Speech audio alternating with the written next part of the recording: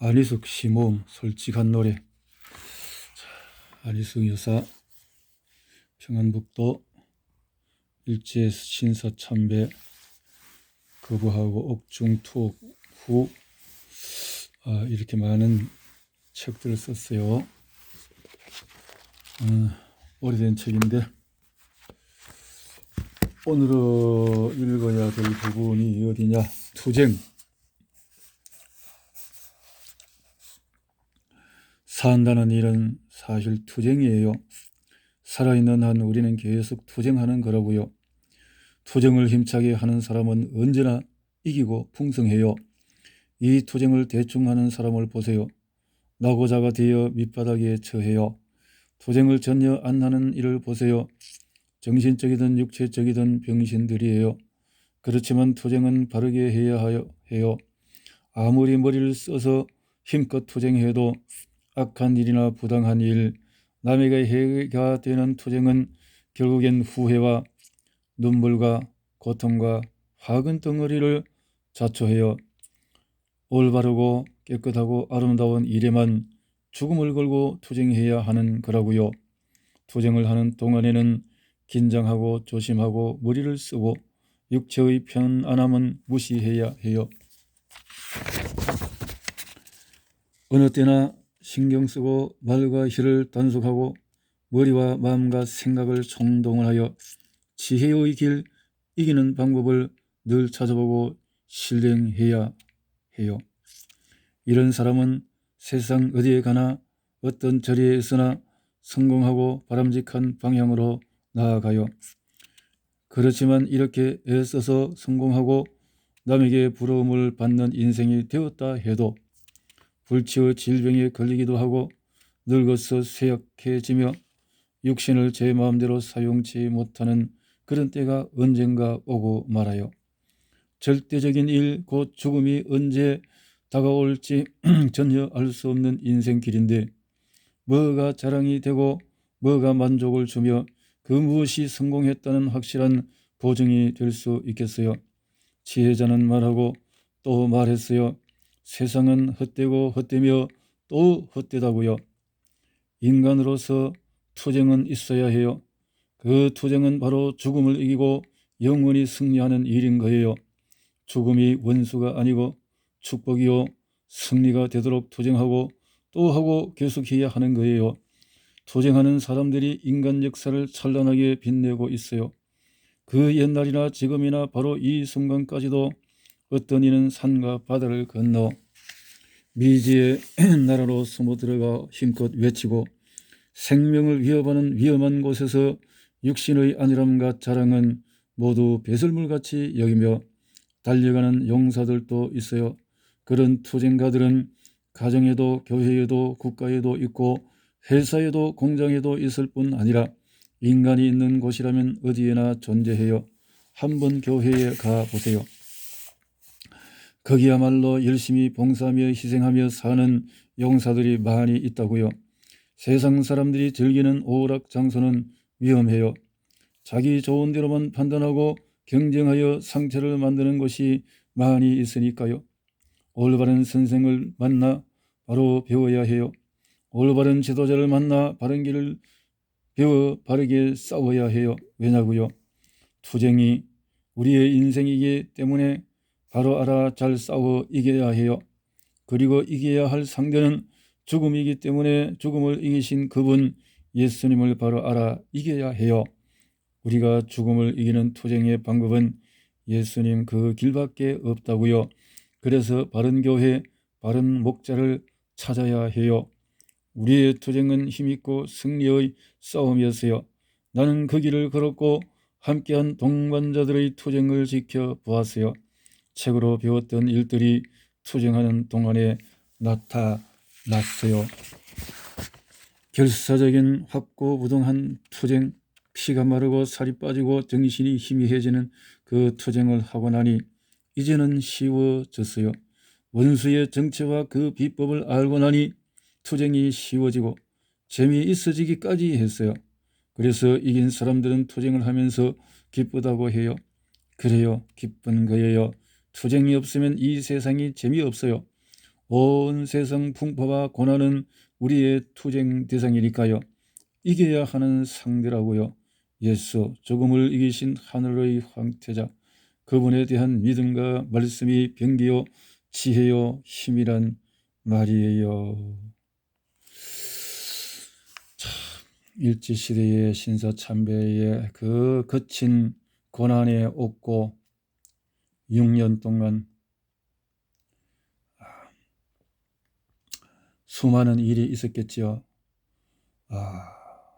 그 안에서도 신사참배, 또 그 안에서도 주일성수, 이런 것은 제재를 당하는 가운데서 항거했던, 결국은 사형을, 집행을 받았고, 그것을 몇 시간 앞두고 8.15 해방을 당했다면, 그런 투쟁 속에서의 승리를 한 안희성 여사의 이 시가 참 마음에 크게 와 닿습니다. 투쟁 두 번째, 철들며 세상을 보니 나는 세상이 너무 싫었어요. 세상에서 산다는 것은 결국 먹기 위한 싸움이었어요. 이른 새벽 눈을 비비며 일하는 사람들, 온 식구가 먹을 것을 위해 하루 종일 분주하죠. 삶고 끓이며 찢어내어 그릇에 담고 상을 차려 마구 먹어대지요. 실컷 먹고 난 뒤에 보기 싫게 어지럽힌 것들을 치우는 일도 큰일이지요. 일하는 사람은 또 먹을 것을 사들이고 요리하지요. 이제 점심이지요. 모여 앉아 먹은 뒤 또 설거지해야 해요. 저녁 식사 준비에 일하는 사람들은 또 분주하지요. 삶고 끓이고 찢어내요. 일이 많고 바쁘고 힘들기만 해요. 식구들은 모여 앉아 또 먹어요. 그리고 저마다 더럽고 냄새나는데 들어가 그동안 뱃속에 쌓인 것들을 배설하는 거예요. 아침과 낮과 저녁에 먹은 온갖 음식들을 냄새나고 더럽고 고약스러운 곳에 오래 앉아 배설하는 거예요. 그래서 나는 그곳이 싫어서, 그런 싸움이 싫어서 먹지 않으려 했지요. 그러나 배가 고파 견딜 수 없어 초여름엔 종일 오이만 먹었어요. 여름엔 참외만 먹고 살았어요. 가을에는 사과와 밤을, 겨울에는 무와 언 사과만 먹었어요. 봄이 되면 먹을 것이 없어 죽을 수 조금씩 먹곤 했어요. 그리고 꿀물을 마시고 자랐어요. 참, 감옥에서도 언 사과를 그렇게 맛있게 먹을 수 있다라고 했던 감정을 그때 들은 것 같습니다. 어린 시절 어머님은 천국 이야기를 들려주셨죠. 죽어야만 가는 천국이란 것을 나는 그렇게도 사모하고 그리워했어요. 나는 점점 더 이 세상이 싫어졌어요. 가난한 사람들이 너무 많았어요. 그들의 비참한 모습을 보면 내 마음속에 박히곤 했어요. 그들의 고통스러운 얼굴, 일그러진 모양이 머릿속에 가득했어요. 잠도 잘 수 없게 너무 아픈 마음, 더 견딜 수 없는 세상이었어요. 차라리 세상에서 없어지고 싶었어요. 세상 사람들이 왜 그리 싸우는지, 왜 그리 서로를 미워하는지, 그것이 너무 싫어 죽고만 싶었어요. 세상에는 아픈 사람이 왜 그리 많은지요.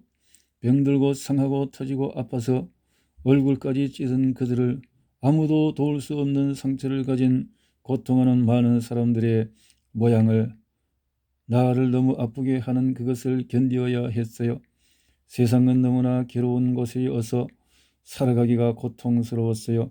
내 힘으로 도저히 도울 수 없어서 나만 세상에서 없어지기를 오히려 바라고 또 바랐어요. 그래서 나는 어린 마음에 예수님이 사람이 되시어 오셔야 했던 그 사실을 알았을 때 주님의 심정을 알 것 같았어요.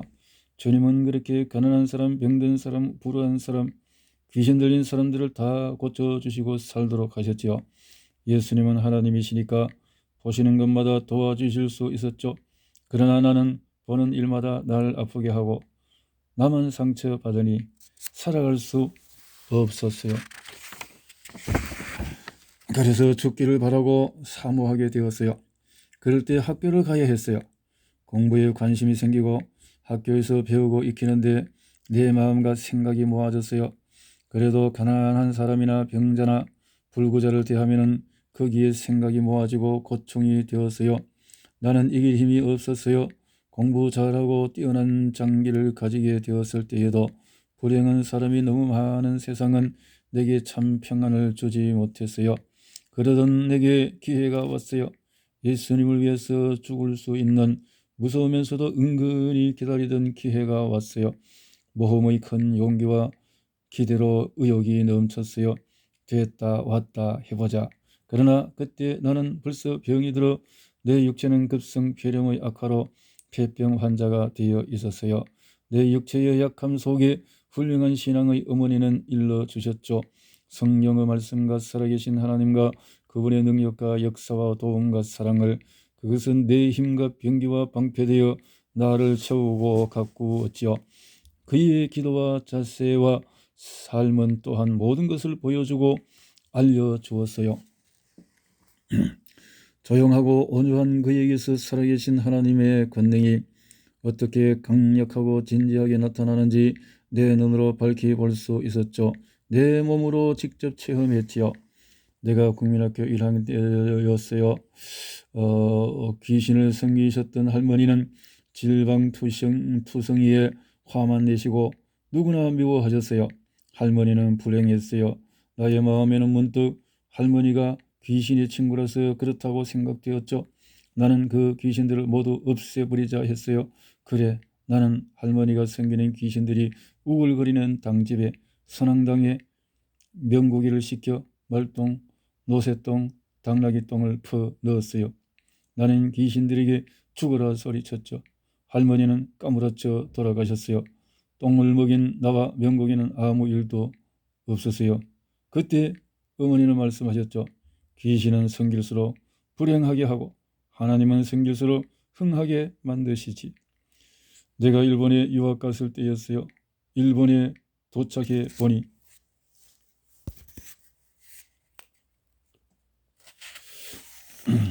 명국이는 내 몸이 너무 약했으므로 나를 늘 업고 다니며 돌봐주던 우리 집 종이었다.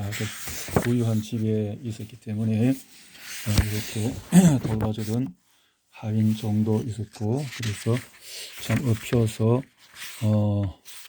이렇게 어릴 때 그 약한 때에 그렇게 생활했다라는 건데요. 온 땅이 우상으로 가득하고 모든 일본인은 저마다 높은 자나 시민이나 어린이나 아이 누구든지 일본의 800만 우성을 섬기고 있었죠. 게다가 일본의 천황이나 황실 모두 한결같이 우상 숭배자들이에요. 이 귀신을 누가 막을 수 있을까요? 나는 어머니께 매일 편지를 썼어요. 편지에 이런 글을 쓴 적이 있어요. 어머니, 제가 이곳의 800만 귀신들을 죽여볼까요? 할머니, 귀신에게는 말똥을 먹였지만 이 귀신한테는 뭘 먹여야 할까요? 어머니는 이렇게 화답하셨어요. 해봐라. 내가 뒤에서 기도하마. 그런 사연은 공부하는 동안 거의 머릿속에서 사라지고 내 일이 바쁘고 중요한 만큼 그 편지의 일은 아무 문제도 되지 않았어요. 그런데 내가 고국에 돌아와 학생들을 가르치고 인도하며 모범을 보이는 지도자가 되었을 때 일본 800만 귀신은 우리나라에 쳐들어와 자리를 펴기 시작했어요. 높은 언덕, 공무원 깊은 산골, 각 공공기관, 학교, 병원, 가정에 각 개인에게 심지어 교회와 신자들에게 염치 없이 강요했어요. 자기 허리 굽혀 절하라는 거죠. 하면 무사했고 하지 않으면 미워하고 때리고 가두었지요. 끓는 물, 줄이 육체에 가하는 그런 고문에 숨이 멎을 듯했어요. 나는 가야 했어요. 일본 귀신 800만 귀신을 잡으러. 잔인한 귀신의 본토 일본으로. 폐 환자의 기침과 추위가 내게는 가장 큰 원수였어요. 내 몸에 들러붙어 나를 괴롭히는 얼마나 강력한 원수 암병이었는지 죽으면 죽으리라의 신념은 탄환이 되어 일본 정부를 겨누었어요. 일본 대신 조선 총독, 일본 애국 지도자 그들 앞에 일본의 망국 행위를 설명하고 중앙정부에 경고를 내렸어요. 나를 잡아가두고 조사한 그들은 나를 이미 죽은 사람으로 단정했어요. 그들이 치를 떨며 그들의 신과 국가에 대한 모욕을 내 입을 통해 들을 때 주님 보셨나요? 또 기록해 두셨나요? 사진에 넣어 두세요. 주님이 내 안에서 나의 입을 통해 살아계셨던 일을 주님이 어떻게 나를 세우시고 정당하고 정확하게 사용하셨는지를 인간이 인간된 것이 그렇게 소중함을 그때서야 나는 알았지요. 인간이 귀하다는 것은 살아계신 주님을 알고 믿고 의지하고 증거하는 일이라고 그때서야 분명히 알게 되었지요. 높고 높은 영화로운 창조주 그 주님을 모시고 체험하고 증거하는 일만이 인간의 자랑이요 기쁨이요 만족이요 행복인 것을 그제야 알았던 거예요. 그들은 모욕감을 이기지 못해 처참하고 수치스러운 조사관이 되어 내 목을 자르기로 결정했지요. 얼어 죽을 지경에 가두어 놓으며 멸시와 학대와 가정 고문으로 나를 죽이려 했어요.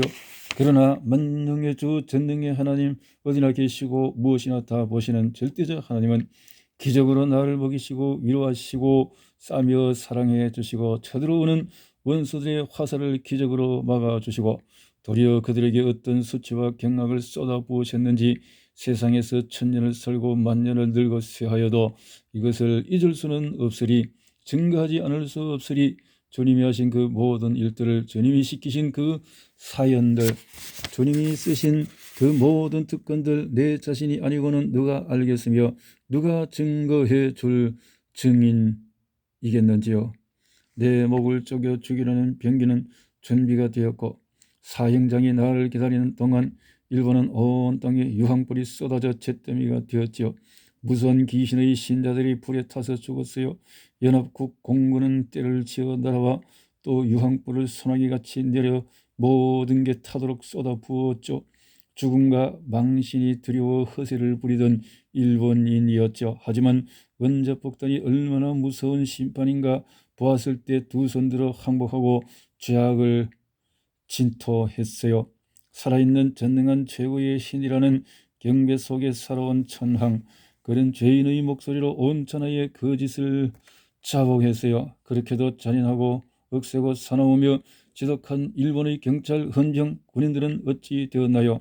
그들의 패망을 보는 이마다 달려들어 호랑이를 쏘아 눕힌 사냥꾼이 숨이 끊긴 호랑이를 내려다보듯 가련한 원수들의 모습을 도리어 측은히 여기었지요. 그렇게 빼앗아 모은 보석들, 천년만년 살겠다고 지어놓은 집들, 그렇게 악착스레 차지한 권세들, 그렇게 자신 있는 계획과 시설들 모두 고스란히 내어주고 울지도 못하고 한탄도 못하고 죄를 지어 숨어버리고 떠나야 했어요. 그들이 떠나기 바로 전에는 그렇게도 자랑스레 뽐을 내며 권세 등등하게 섬기던 귀신당 신사에 모조리 불을 내어 태우기도 했지요. 자기 손으로 세우고 자기 손으로 태워 없앤 것이지요. 준비되어 있던 사형들은 어찌 되었나요? 모두 없어졌으니 누가 알겠어요? 800만 귀신을 죽이리라 했던 그 젊은 시절이 그리워요. 그런 용기가 어디서 왔는지, 800만 귀신을 불러 심판하신 살아계신 하나님께로서가 아닐런지. 그 800만 일본 귀신은 일본의 교만이 극도로 달했던 군국주의와 함께 이 강탈을 점령했던 그 일을 이 땅의 아들과 딸들아 명심해 듣고 지혜를 얻으라. 귀신은 교만하여 망하고 예수님은 겸손하시어 낮아지고 온 천하 인간을 구원하시는 분이시니 지혜의 말을 듣고 그 길을 가라. 영원히 이기고 영원히 사는 이 길을 배우고 믿고 가라.